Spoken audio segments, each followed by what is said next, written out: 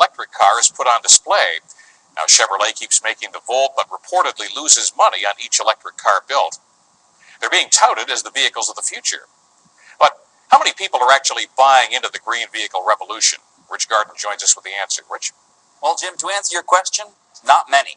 And that's why the university is hosting a meeting of the minds to look at ways of improving electric vehicle technology. This license plate is a rare sight on area roadways. That's because it's usually attached to one of these. It actually feels good because now you become a solution and you're not really the problem. Haven't seen tons of them zipping around the city? Michael Schneider, who owns one, estimates about a dozen people in Windsor, Essex plug in their cars when they go to bed, making up a very small fraction of the overall new car market.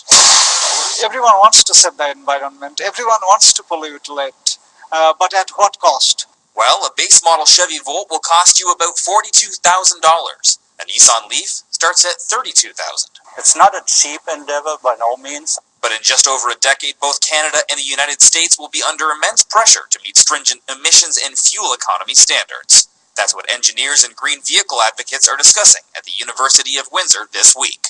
Everyone has to sit down to see how we can accelerate the development of pure electric vehicle that meets all our goals. Dr. Carr says not only is the price tag steep, the technology is expensive, especially for replacement parts. An EV battery, which is guaranteed for 8 years, can end up costing almost half the price of the car to replace. Schneider is hedging his bets that battery technology will advance by then. So by the time I will look at a replacement, the cost might not be quite that large anymore for a battery that's probably twice as powerful as the one that I own today. Experts say it's impossible to guess when the green revolution will take place, but suggest it won't be any time in the next 10 years. You will not see the change, and one day it's not interesting anymore, as there are so many of them.